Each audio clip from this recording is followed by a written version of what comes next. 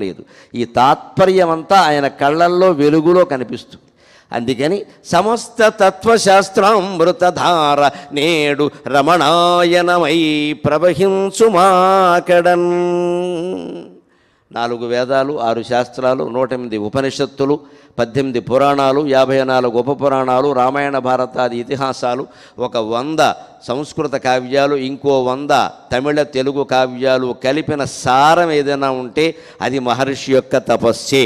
అది రమణాయనమై, రామాయణం బదులుగా రమణాయనమై మన కళ్ళ ముందు ప్రవహిస్తూ ఉంది ఒక మహానదిలాగా.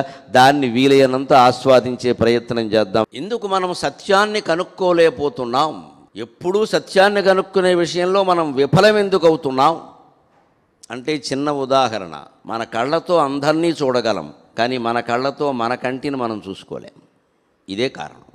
ఇది రమణ మహర్షి చెప్పింది. మన కళ్ళతో అందరినీ మనం చూడగలం, కానీ మన కళ్ళతో మనల్ని మనం చూసుకోలేం. దానికి అర్థం ఒకటి కావాలి, కానీ నీళ్ళైనా కావాలి, ఏదో కావాలి, లేకపోతే చూసుకోలేం.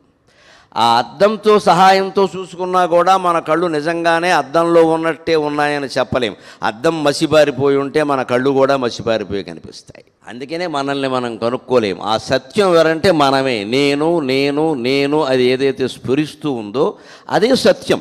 అది మనకు ఎందుకు కనపడడం లేదు అంటే అది మనమే కాబట్టి. ఉయ్యాల్లో పిల్లాడిని ఎట్టుకుని ఊరంతా వెతికిందట అని తెలుగులో సామెత ఉంది. ఉయ్యాల్లోనే ఉంది పిల్లాడు. అంతవరకు పోవక్కల్లా ఆధునిక కాలంలో మనం కూడా చూస్తాం.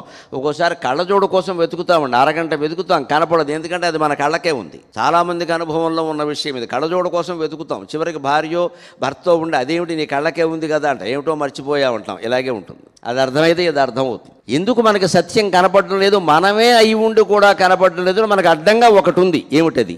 చేరగనీక సూర్యుని అరచేతులు గప్పిన ఎట్లు, చేరగనీక సూర్యుని అరచేతులు గప్పిన ఎట్లు, కారణమైన తత్వమును కప్పుచునున్నది విశ్వమన్న బంగారపు మూత యొక్కటి.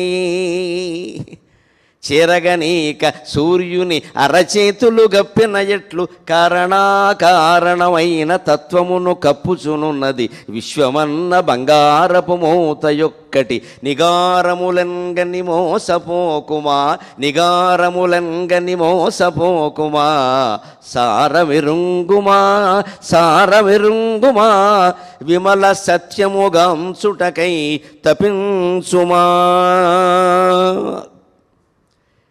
చిన్న ఉదాహరణ. సూర్యుడు ప్రచండంగా వెలుగుతున్నాడు.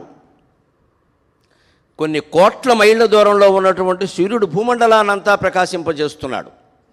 భూమికి తనకి మధ్యలో ఉన్న అంతరిక్షాన్నంతటినీ ప్రకాశింపజేస్తున్నాడు. కానీ ఒక్క అరచేతిని అడ్డం పెట్టుకుంటే మనకు సూర్యుడు కనపడ్డంలా. అరచేతితో సూర్యకాంతిని ఆపేసేంత గొప్పవాళ్ళమండి మనం. సూర్యకాంతి ఎక్కడా ఆగలేదు, మన మీద మాత్రమే పడలేదు. కారణం ఏమిటంటే మనం అరచేయి అడ్డం పెట్టుకున్నాం. అది మన కర్మ. లేదు, అవసరం కూడా కావచ్చు, కర్మ కావచ్చు, ఏదైనా కానీ. అంటే మన వరకు ఎంత జ్ఞానమైనా మనకి సోకకుండా మనం చేసుకోగలం. మనం మహానుభావులం. అందుకే తెలుగులో మానవుల్ని దేవాంతకులు అంటారు. దేవుణ్ణి సైతం వేసేస్తారు వీళ్ళు.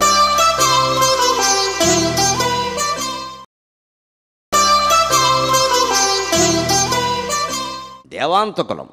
శుభ్రంగా ఒక మహర్షి, రమణ మహర్షి లాంటి వాడు పుట్టి జీవితం అంతా తొడ చర్మం నేలకు అతుక్కుపోయేలాగా పాతాళ గుహలో శివలింగం దగ్గర కూర్చుని అక్కడ కీటకాలు క్రిములు ఎన్ని కరిచేస్తున్నా సరే రోజుల తరబడి నెలల తరబడి కరవకుండా తపస్సు చేసి మహాజ్ఞానాన్ని మనకు ధారపోస్తే అదంతా వదిలేసి మనం కొండ చుట్టూ తిరిగి మనవరాలకి పెళ్ళే వాళ్ళని మొక్కుకుంటాం.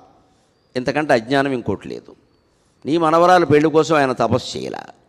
ఇక్కడ ఇది అర్థమైతే చాలా అర్థం అవుతాయి. మనకి ఎందుకు సత్యం కనపడదు అంటే కనపడనీయకుండా మనమే చేసుకుంటున్నాం. సత్యాన్ని కూడా కనపడనీయకుండా చేసేంత గొప్పవాళ్ళం అంటే గొప్పవాళ్ళవే. సత్యం కనపడకపోవడం కాదు, నీకు కనపడడం లేదు. తరగతిలో అందరికీ పాఠం అర్థమైంది. 30 మంది విద్యార్థుల్లో ఒక 5-6గురికి అర్థం కావలేదంటే వాళ్ళ లోపమా, ఉపాధ్యాయుల లోపమా? ఉపాధ్యాయుల లోపం అయితే ఎవరికీ అర్థం కావద్దు. ఆ 5గురు అలా ఉన్నారు. వాళ్ళ మెదడు ఎదగలేదు, అసలు ఎదిగే ప్రయత్నం కూడా చేయడం లేదు. వెనక బెంచ్లో కూర్చొని సీతారామ ఆడుకుంటున్నారు. ఇంకేం ఎక్కుతుంది? ఇంకా ఇదివరకు సీతారామ ఆడేవారు, ఇప్పుడు చాలా ఆడుతున్నారు. సీతారామ ఆడినా కొంత పుణ్యం వస్తుంది. మరి వాళ్ళెవరో వెనకాల బల్ల మీద కూర్చుని వాళ్ళ పేకాట్ల వాళ్ళు ఆడుకోవడానికి ఉపాధ్యాయుడు కారణమా, వాళ్ళు కారణమా?